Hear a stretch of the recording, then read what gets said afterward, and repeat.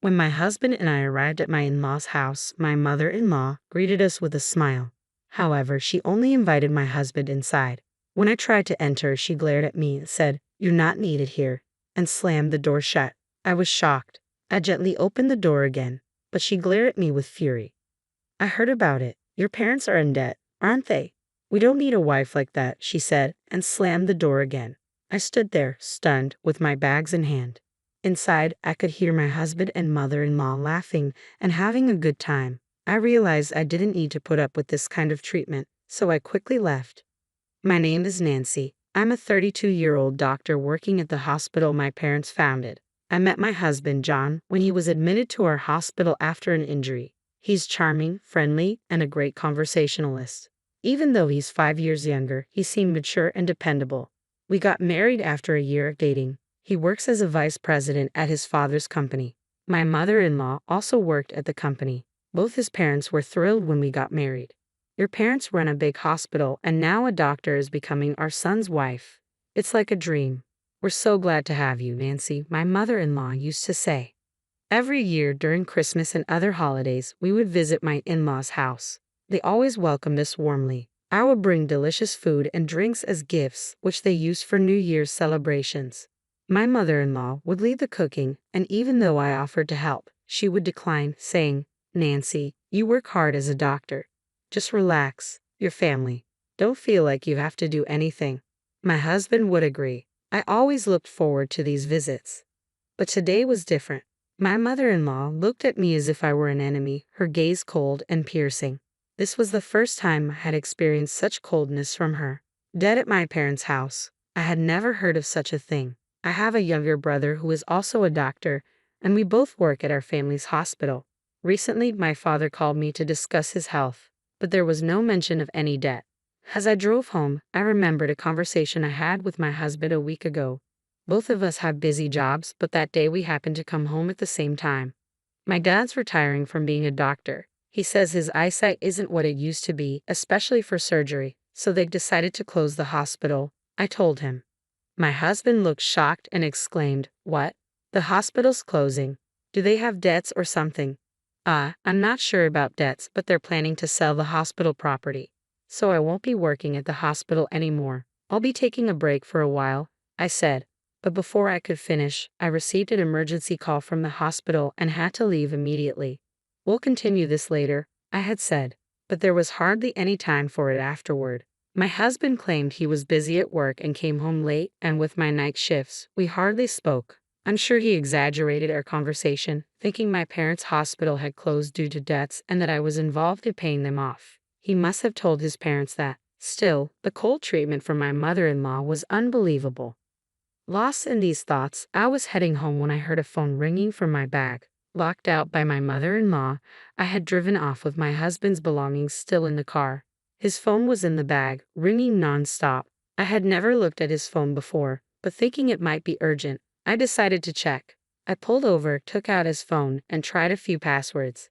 Knowing my husband's aversion to complications, I figured it wouldn't be too complex. As I thought, it unlocked with his birthday. The caller was a woman named Susan, a name I hadn't heard before. Checking the history, there were numerous exchanges with Susan. The messages were shocking. "I want to see you soon. I wish I could be with Susan forever. I'll be with my wife during the New Year holidays. I'll miss you. Once I get the money, I plan to leave her." Really? That makes me happy. I love Susan the most.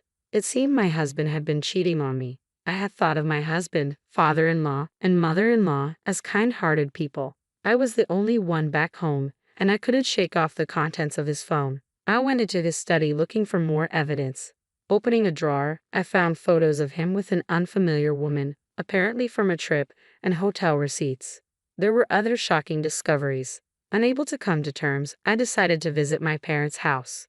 When I rang the doorbell, my mother opened the door, surprised. "Why are you here so late? You look pale. Are you okay?" Seeing her caring face, tears streamed down. Noticing my state, she wrapped me in a blanket.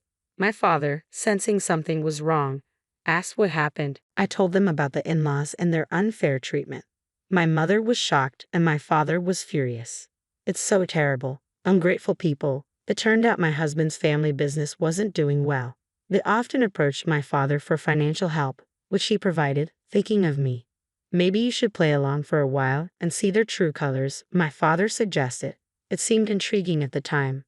The next day, I returned to my in-laws' house and shouted at the entrance, "I'm sorry for being an immature wife. Please let me in." I brought various gourmet ingredients and fine wine as gifts and finally gained entry into the house. My mother-in-law, seeing the luxurious gifts, smiled greedily. Behind her, my father-in-law and husband gave me cold stares. "We only treated you well because we thought you were the daughter of a prestigious hospital. Now that we know your family's hospital is drowning in debt, you'll work hard as a wife," she said. "Understood," I replied. From then on, the harassment towards me was relentless. "Come on, start cooking," she ordered, kicking me towards the kitchen. Using the ingredients I brought, I prepared dishes and served them. My father-in-law, mother-in-law, and husband eagerly began eating. "Hey, we're out of wine. Bring the next bottle. You're so inattentive. Is this all you cooked? You might be a smart doctor, but you're a terrible housewife," they complained, though they finished every dish. When they were done and I tried to eat, my mother-in-law slapped my hand, causing my fork to drop. "What are you doing sitting? You think you're eating with us? Housekeepers eat leftovers in the kitchen." "So, I'm a housekeeper now?" I asked. "How dare you talk back? With all your family's debt, John, do you feel the same way?" "I never liked your arrogant attitude, Nancy. I tolerated it because I thought your family was wealthy." "Listen to Mom. I'll keep you around as a housekeeper," he replied. Hearing my husband's true feelings, I was stunned. I had hoped he was just going along with his parents, but that hope was shattered. He had married me for my family's supposed wealth and had been pretending all along. I realized that my husband's current behavior was his true nature. I ended up eating leftovers in the cold kitchen and was left with a mountain of dishes. "Save water and wash with cold," they demanded. Washing dishes with icy water in the freezing winter was cruel. It was so cold that my whole body trembled. For sleep, my mother-in-law pointed to a shed with no heating or bed. "Where is the bed?" I asked. "What, you think you're getting a bed? There are old towels and cardboard in the shed. Make do," she replied. I understood their true nature. Thankfully, I had recorded their abusive words. I had no more business in this house. That night, in the freezing shed, anger towards my father-in-law, mother-in-law, and husband kept me warm. I'll never forgive them. Late at night, after they drunkenly passed out, I drove back to my parents' house. After a good night's sleep, as I was packing the next morning, the door burst open. My mother-in-law and husband stormed in. "You think you can just leave without making breakfast? What's the meaning of leaving your husband behind?" they demanded. Their contemptuous looks were terrifying. It seemed my father-in-law was at work, but my husband and mother-in-law had come to berate me further. "I am done with both of you," I said. "You dare talk back to your mother-in-law and husband? You're even worse than I thought. We can divorce if you want, but if you initiate it, you will pay compensation. Maybe you can sell the hospital's land. It should fetch a good price." "We'll take that," my husband sneered. "That's a good idea," I said sarcastically, but my husband just smirked, thinking he had the upper hand. Then he threw a paper at me. It was a pre-filled divorce application. "If you don't do as I say, I'll use this," he threatened. "Good, this clears things up for me. What, you thought I would beg you not to leave? You think a bankrupt hospital and drowning in debt have no choice but to cling to you, right?" I said. He was completely mistaken. While it's true my father retired and closed the current hospital, we planned to relocate to a new facility near the train station. My brother and I would work there with me as the director. Far from being in debt, we had more than enough assets. Upon hearing this, my husband and mother-in-law turned pale. "That's a lie, right? You deceived me." My husband stammered. "I tried to explain, but you didn't listen and jumped to conclusions." "So your family is still wealthy then?" my mother-in-law mumbled, panicking.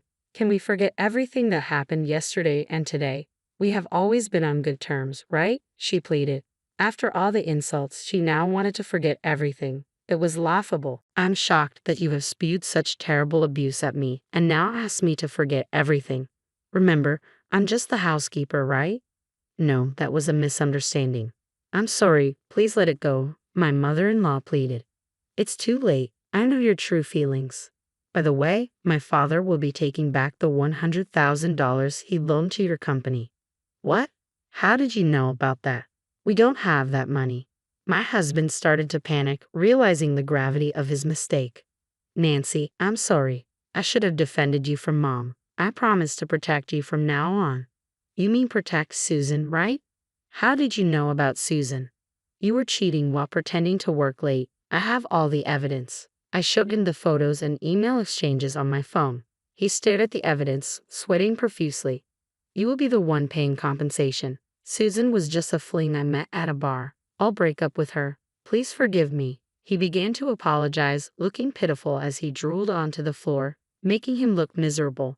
That's not all. I showed him a photo of a life insurance policy taken out on me and a detailed pamphlet about car maintenance with a marked section about tampering with car brakes. You not only wanted my family's money but also my life. I have consulted the police so you can't harm me anymore.